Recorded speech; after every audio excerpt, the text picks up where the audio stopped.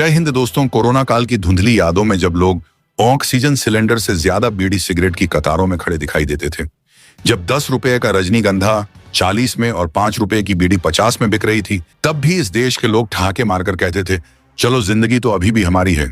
100 रुपए का पौवा 400 में जाकर गले से उतारने वाले उसी देश के लोगों को ट्रंप जैसे नेताओं के टैरिफ का डर दिखाना किसी मृग तृष्णा से कम नहीं। यह देश ऐसे में भी जश्न मना लेता है, गरीबी में भी शान से जी लेता है और संकट में भी किसी से डरना नहीं जानता। अब सोचिए, जिस देश ने लॉकडाउन में ताले बंद दुकानों के बीच तिहरे दाम पर भी जाम छलकाया, मास्क के पीछे भी ठहाके लगाए और बेरोजगारी के बीच भी शादियों में लाखों उड़ाए, क्या उसे अमेरिकी टैरिफ की धमकियां हिला देंगी ट्रंप की नीतियां? भले वैश्विक बाजार को कंपी दिलाएं, पर यहाँ के लोग तो महंगाई को भी मजाक बना देते हैं। आज जब ट्रंप जैसे नेता भारत पर टैरिफ की धमकियां देते हैं, तो सवाल उठता है, क्या सचमुच डॉलर की ताकत उस मिट्टी के सामने टिक पाएगी जिसने हर संकट को धूल चटाई है? ये खेल वहीं से शुरू होता है जहां आर्थिक प्रतिबंधों की धमकी जनता की जेब पर चोट करती है, परंतु जवाब में उभरती है वही ताकत जो न भूख से टूटी न महामारी से झुकी। अब देखना यह है कि क्या वाकई टैरिफ की यह तलवार भारत की इच्छा शक्ति को काट पाएगी? ट्रंप जैसे नेताओं की रणनीतियों को असफल बना देता है। यह देश टैरिफ से नहीं डरता। यह देश सिर्फ मौका देखता है कि संकट को उत्सव में कैसे बदला जाए, और यहीं छुपा है असली खेल। कहीं ऐसा ना हो कि दुनिया की सबसे बड़ी ताकतें भी सोचने लगें, जो लोग कोरोना की मार झेलकर भी मजे में रहे, उन्हें आर्थिक धमकियों से कौन डिगा सकता है? अमेरिका के ट्रेजरी सेक्रेटरी स्कॉट बेसेंट का रविवार को आया बयान वैश्विक आर्थिक और राजनीतिक परिदृश्य को एक नए मोड़ पर खड़ा करता है, क्योंकि उन्होंने खुलकर यह स्वीकार किया कि अगर सुप्रीम कोर्ट यह निर्णय दे देता है कि पूर्व राष्ट्रपति डोनाल्ड ट्रंप ने अपने कार्यकाल में टैरिफ लगाने की प्रक्रिया में संवैधानिक सीमाओं का उल्लंघन किया था, तो अमेरिकी खजाने को अरबों डॉलर का रिफंड करना पड़ सकता है। यह बयान न केवल अमेरिका की आंतरिक राजनीति और न्यायपालिका पर प्रकाश डालता है, बल्कि अंतर्राष्ट्रीय व्यापार, निवेश और वैश्विक अर्थव्यवस्था पर इसके गहरे प्रभाव का संकेत भी देता है। ट्रंप प्रशासन ने 2017 से 2025 के बीच आक्रामक रूप से कई देशों पर टैरिफ लगाए थे, खासकर चीन, भारत, यूरोप और कुछ अन्य एशियाई देशों पर। इन टैरिफ का मकसद अमेरिकी उद्योगों को सुरक्षा देना और घरेलू विनिर्माण को बढ़ावा देना था, लेकिन इसके परिणाम स्वरूप वैश्विक व्यापार असंतुलन और व्यापार युद्ध जैसी परिस्थितियां पैदा हो गई थी। अब जबकि मामला सुप्रीम कोर्ट तक पहुंच चुका है, यह बहस और भी तेज हो गई है कि क्या कार्यकारी शाखा ने अपने अधिकार से आगे जाकर उन फैसलों को लिया था जिनका असर केवल अमेरिकी उद्योगों पर ही नहीं बल्कि पूरी दुनिया की अर्थव्यवस्था पर पड़ा। स्कॉट बेसेंट ने स्वीकार किया कि अगर कोर्ट आदेश देता है तो अमेरिकी खजाने को लगभग आधे टैरिफ का रिफंड करना पड़ेगा, और यह अमेरिकी राजकोष के लिए एक बड़ा झटका होगा, क्योंकि पहले से ही अमेरिका भारी बजट घाटे और कर्ज के दबाव से जूझ रहा है। इस घटनाक्रम का असर केवल अमेरिका तक सीमित नहीं है, बल्कि भारत सहित कई उभरती हुई अर्थव्यवस्थाओं पर भी दिखाई दे रहा है। भारत ने तुरंत अपने उद्योगों और निर्यातकों की सुरक्षा के लिए कदम उठाए हैं।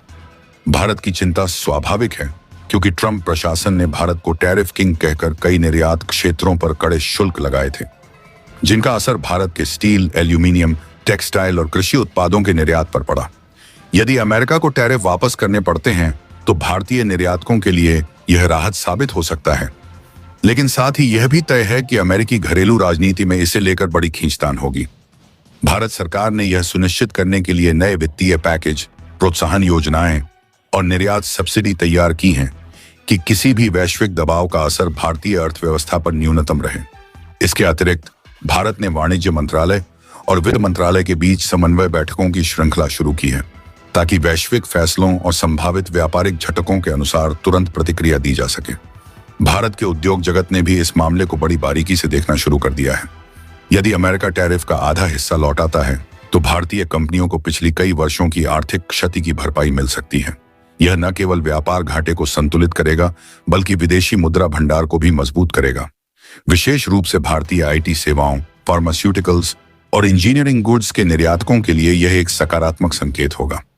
लेकिन दूसरी तरफ, यदि अमेरिका इस रिफंड के कारण अपने वित्तीय घाटे को पाटने के लिए नए कर या अप्रत्यक्ष शुल्क लगाने का फैसला करता है, तो इसका दुष्प्रभाव भारत समेत सभी व्यापारिक साझेदारों पर पड़ेगा। इसलिए भारत ने रणनीतिक दृष्टिकोण अपनाते हुए अपनी निर्यात नीतियों में विविधता लाने, नए व्यापारिक बाजारों की खोज करने और स्थानीय उद्योगों को आत्मनिर्भर बनाने पर जोर दिया है।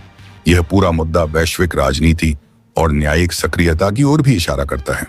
अमेरिका में सुप्रीम कोर्ट का यह फैसला केवल आर्थिक नहीं बल्कि राजनीतिक महत्व भी रखेगा। यदि कोर्ट यह मान लेता है कि ट्रंप प्रशासन ने अपने अधिकार से आगे जाकर टैरिफ लगाए, तो यह भविष्य की सरकारों के लिए भी एक मिसाल बन जाएगा। इससे अमेरिकी कार्यपालिका पर न्यायपालिका की पकड़ और मजबूत होगी और आने वाले राष्ट्रपति ऐसे कदम उठाने से पहले कई बार सोचेंगे। वहीं अंतर्राष्ट्रीय स्तर पर यह संदेश जाएगा कि अमेरिका की नीतियां केवल सत्ता परिवर्तन के आधार पर नहीं बदल सकती, बल्कि उन्हें संवैधानिक और न्यायिक ढांचे के भीतर ही रहना होगा। भारत जैसे देश इस स्थिति को एक अवसर के रूप में भी देख सकते हैं। भारत पहले से ही मेक इन इंडिया और आत्मनिर्भर भारत अभियानों के जरिए वैश्विक विनिर्माण केंद्र बनने की ओर बढ़ रहा है। यदि अमेरिकी टैरिफ में राहत मिलती है तो भारतीय निर्यातक अमेरिका जैसे बड़े बाजार में अपनी पकड़ मजबूत कर सकते हैं। साथ ही यूरोप और एशिया के अन्य हिस्सों में भी भारत की प्रतिस्पर्धा क्षमता बढ़ जाएगी। भारत सरकार ने इस मौके का फायदा उठाने के लिए विशेष आर्थिक क्षेत्रों SEZs को सक्रिय करने, निर्यातकों को कर छूट देने और लॉजिस्टिक्स सुधारने जैसे कदम तेज कर दिए हैं। लेकिन चुनौतियां भी कम नहीं हैं। वैश्विक अर्थव्यवस्था फिलहाल कई संकटों से जूझ रही है। रूस यूक्रेन युद्ध, मध्य पूर्व में तनाव, ऊर्जा आपूर्ति की अनिश्चितता और जलवायु परिवर्तन के प्रभाव। यदि अमेरिका को अरबों डॉलर रिफंड करना पड़ा तो इसका असर डॉलर की मजबूती, वैश्विक निवेश प्रवाह और मुद्रा बाजारों पर भी पड़ेगा। डॉलर कमजोर होने पर भारत जैसे देशों की मुद्रा को मजबूती मिल सकती है, लेकिन विदेशी निवेशकों की अनिश्चितता बढ़ जाएगी। इस कारण भारत ने पहले ही रिजर्व बैंक और वाणिज्यिक बैंकों को सतर्क कर दिया है, ताकि अचानक होने वाले पूंजी प्रवाह में उतार चढ़ाव से वित्तीय बाजार अस्थिर न हो। ट्रंप ने टैरिफ लगाने में अपनी सीमा से बाहर कदम उठाया तो अमेरिका को अरबों डॉलर का रिफंड करना पड़ सकता है। उन्होंने साफ कहा, अगर कोर्ट आदेश देगा तो हमें आधे टैरिफ का भुगतान करना पड़ेगा और यह खजाने के लिए बड़ा झटका होगा। इस बीच भारत ने तुरंत अपने उद्योगों और निर्यातकों को सुरक्षा देने के लिए कदम बढ़ा दिए हैं, ताकि किसी भी वैश्विक दबाव का असर भारतीय अर्थव्यवस्था पर कम से कम हो। जापान में भी अमेरिका के टैरिफ का असर तेजी से दिखा। भारत ने इस स्थिति का फायदा उठाते हुए अपने ऑटो और टेक्नोलॉजी एक्सपोर्ट को मजबूत किया, ताकि वैश्विक व्यापार में भारत का दबदबा बढ़ता रहे। ट्रंप प्रशासन सुप्रीम कोर्ट में जीत के लिए आश्वस्त है, लेकिन अमेरिका की वित्तीय स्थिति अब बेहद नाजुक दिख रही है। बेसेंट ने चेताया कि अगर मामला लंबित रहा तो रिफंड की राशि 750 अरब से 1 ट्रिलियन डॉलर तक जा सकती है। भारत ने अपनी रणनीति में तेजी से बदलाव किया और अमेरिकी टैरिफ से प्रभावित उत्पादों के लिए वैकल्पिक बाजार तलाशना शुरू कर दिया। अमेरिकी कस्टम्स ने अगस्त 2025 में लागू नए टैरिफ से अब तक 70 अरब डॉलर से अधिक राशि जुटाई, जबकि साल भर में कुल राजस्व 180 अरब डॉलर था। भारत ने इस अवसर पर अपने निर्यातकों को सुरक्षित रखने के लिए कस्टम्स रिलीफ पैकेज और व्यापार समर्थन योजना लागू की। फेडरल कोर्ट ने स्पष्ट किया कि ट्रंप ने 1977 के अंतर्राष्ट्रीय आपातकालीन आर्थिक अधिकार कानून के तहत अपनी सीमा से बाहर कदम उठाया। भारत ने इस फैसले की सराहना की और WTO के माध्यम से वैश्विक व्यापार नियमों की रक्षा के लिए सक्रिय भूमिका निभाई। जापान की ऑटोमोबाइल इंडस्ट्री पर टैरिफ का असर इतना गहरा था कि एशिबा को इस्तीफा देना पड़ा। भारत ने इस अवसर का फायदा उठाकर अपने ऑटो और तकनीकी निर्यातकों के लिए वैकल्पिक रणनीतियां बनाई, जिससे वैश्विक बाजार में भारत की पकड़ मजबूत हो सके। ट्रंप प्रशासन ने 50% स्टील और एल्यूमिनियम उत्पादों पर टैरिफ बढ़ा दिए हैं और सेमीकंडक्टर और फार्मास्यूटिकल्स पर नए टैरिफ की धमकी दी है। भारत ने तुरंत अपने फार्मा और टेक्नोलॉजी एक्सपोर्टर्स को सुरक्षित रखने के लिए नीतियां सख्त की। जापान में राजनीतिक अस्थिरता बढ़ी और मुद्रा मूल्य गिरने के साथ सरकारी बॉन्ड की बिक्री बढ़ गई। भारत ने इस स्थिति में अपने निवेशकों और निर्यातकों को भरोसा दिलाया और वैश्विक वित्तीय स्थिरता बनाए रखने के लिए कदम उठाए। इशिबा के छोटे कार्यकाल में बढ़ती महंगाई और जनता के गुस्से ने उनके गठबंधन को चुनाव में बहुमत खोने पर मजबूर कर दिया। भारत ने अमेरिकी बाजार में अपने निर्यातकों के लिए नए अवसर खोजे और वैश्विक व्यापार में अपनी स्थिति मजबूत की। नेशनल इकोनॉमिक काउंसिल के डायरेक्टर केविन हैट ने कहा कि प्रशासन सेक्शन 23 के तहत राष्ट्रीय सुरक्षा के आधार पर टैरिफ लगाने का विकल्प चुन सकता है। भारत ने इस मौके पर अपने उच्च तकनीकी और फार्मा निर्यातकों के लिए आपात रणनीति लागू की। अमेरिका की वित्तीय स्थिति पर रिफंड की संभावना ने वैश्विक बाजार में हलचल पैदा कर दी। भारत ने तुरंत अपने ट्रेड रिजर्व और कस्टम्स नीतियों को मजबूत किया, ताकि अमेरिकी टैरिफ का असर कम हो और देश का आर्थिक संतुलन बना रहे। जापान के नए प्रधानमंत्री के सामने चुनौती यह होगी कि अमेरिकी दबाव और घरेलू आर्थिक अस्थिरता के बीच संतुलन बनाए रखें। भारत ने पहले से ही अपने व्यापारिक और आर्थिक हितों को सुरक्षित करने के लिए रणनीतिक उपाय किए हैं। फेडरल सर्किट कोर्ट ने 29 अगस्त 2025 को निर्णय सुनाया कि ट्रंप ने कानून की सीमा से बाहर टैरिफ लगाए। भारत ने WTO के जरिए वैश्विक व्यापार नियमों पर सवाल उठाया और अपने हितों की रक्षा सुनिश्चित की। टैरिफ और अमेरिकी दबाव ने जापान की राजनीति और अर्थव्यवस्था दोनों को हिला दिया। भारत ने इस दौरान अपने निर्यातकों और निवेशकों के लिए वैकल्पिक रणनीतियां तैयार की और वैश्विक बाजार में अपनी पकड़ मजबूत की। सुप्रीम कोर्ट में हार की स्थिति में ट्रंप प्रशासन का वार्ता दबाव कम होगा। जापानी जनता में बढ़ती महंगाई और असुरक्षा के कारण इशिबाबा के इस्तीफे की मांग बढ़ी। अगर सुप्रीम कोर्ट ट्रंप के खिलाफ फैसला देता है तो अमेरिका को अरबों डॉलर का रिफंड करना पड़ेगा। जापान में नए प्रधानमंत्री को अमेरिकी दबाव और घरेलू अस्थिरता के बीच संतुलन बनाए रखना होगा। भारत ने अपने उद्योगों और ट्रेड पार्टनर्स के लिए पहले से ही विकल्प तैयार कर रखे हैं। अमेरिका का टैरिफ और कानूनी विवाद वैश्विक व्यापार पर गहरा असर डाल रहा है। भारत इस दौरान अपने हितों की रक्षा और वैश्विक नेतृत्व दोनों दिखा रहा है, जिससे उसके निर्यातकों और निवेशकों को सीधा लाभ मिल रहा है। ट्रंप के टैरिफ से उपजी वैश्विक अस्थिरता के बीच भारत ने स्थिरता और सुरक्षा की मिसाल पेश की है। जापान के इस्तीफे और अमेरिकी वित्तीय संकट ने साफ कर दिया कि अब वैश्विक व्यापार में मजबूत स्थिति पाने के लिए भारत की रणनीति सबसे प्रभावशाली साबित हो रही है।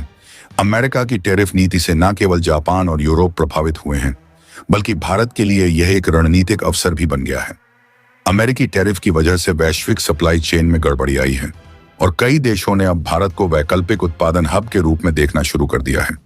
भारतीय उद्योग इस मौके का फायदा उठाकर तकनीकी और औद्योगिक निर्यात में बढ़त ले रहे हैं। ट्रंप प्रशासन की टैरिफ नीति ने अमेरिका के अपने ही व्यापारिक साझेदारों के बीच भरोसा घटा दिया है। वहीं भारत ने अपने द्विपक्षीय और बहुपक्षीय समझौतों को मजबूत करते हुए वैश्विक निवेशकों के लिए भरोसेमंद विकल्प के रूप में खुद को पेश किया है। भारतीय सरकार ने खासकर टेक्सटाइल, फार्मास्यूटिकल्स और ऑटोमोबाइल सेक्टर को प्राथमिकता दी है ताकि अमेरिका और जापान पर निर्भरता कम हो और घरेलू उद्योग बढ़े। अमेरिकी टैरिफ और वित्तीय अनिश्चितता के बीच भारत ने वैश्विक बाजार में अपनी मुद्रा स्थिरता और निर्यात नीतियों को संतुलित रखा। RBI और वाणिज्य मंत्रालय ने मिलकर कदम उठाए, जिससे विदेशी निवेशकों को भरोसा मिला और भारतीय एक्सपोर्टर संकट के बावजूद लाभ में रहे। यह स्पष्ट संकेत है कि भारत न केवल आर्थिक दबाव सहन कर सकता है, बल्कि इस स्थिति का फायदा भी उठा सकता है। जापान के PM इस्तीफे और अमेरिकी वित्तीय संकट ने वैश्विक व्यापार में भारत की रणनीतिक स्थिति को और मजबूत कर दिया है। अब कई मल्टीनेशनल कंपनियां भारत में निवेश बढ़ाने के बारे में सोच रही हैं। भारत ने इन अवसरों का फायदा उठाकर अपने निर्माण, टेक्नोलॉजी और फार्मा सेक्टर को वैश्विक मानक के अनुसार ढालने की प्रक्रिया तेज कर दी है। वैश्विक व्यापार के नए नक्शे में अमेरिका कमजोर पड़ता दिख रहा है, जबकि भारत स्थिरता और भरोसे का केंद्र बन रहा है। अमेरिकी टैरिफ से उत्पन्न अनिश्चितता बने कई देशों को भारत की ओर खींचा है।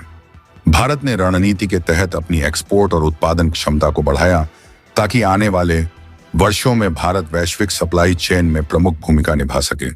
भारत ने वैश्विक वित्तीय संस्थानों और व्यापारिक मंचों पर सक्रिय होकर यह संदेश दिया है कि वह व्यापार नियमों का पालन करते हुए अपने उद्योगों और निवेशकों की सुरक्षा करेगा।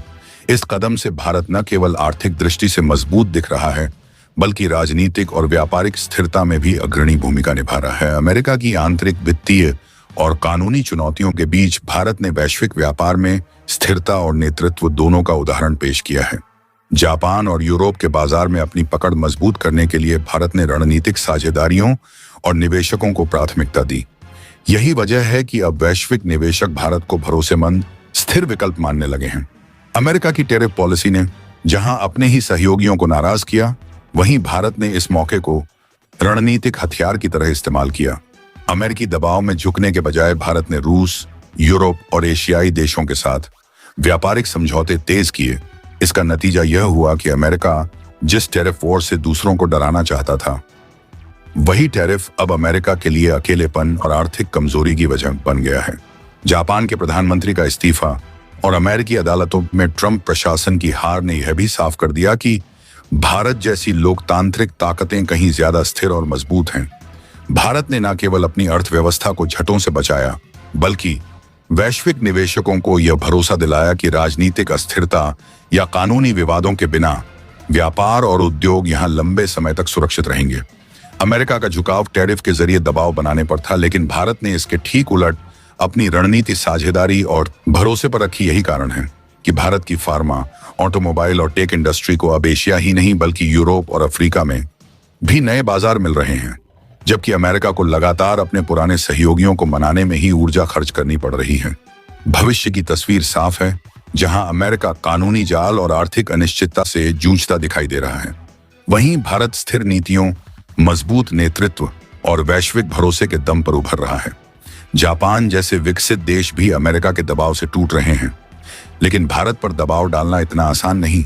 यही कारण है कि आज भारत न केवल एशिया बल्कि पूरी दुनिया में एक संतुलनकारी और निर्णायक ताकत बन चुका। अमेरिका की नीतियों का झुकाव हमेशा से ही आर्थिक टकराव को अपने हितों की रक्षा का प्राथमिक साधन बनाने की ओर रहा है, खासकर जब बात अंतर्राष्ट्रीय व्यापार और वैश्विक प्रतिस्पर्धा की आती है। अमेरिका अपने औद्योगिक और आर्थिक हितों की रक्षा के लिए टैरिफ और प्रतिबंधों का इस्तेमाल एक पारंपरिक हथियार की तरह करता आया है। दोस्तों, आपकी क्या राय है कमेंट बॉक्स में जरूर से बताएं और साथ ही चैनल को सब्सक्राइब करना ना भूलें। आपके एक सब्सक्राइब से हमारी काफी बड़ी मदद होती है।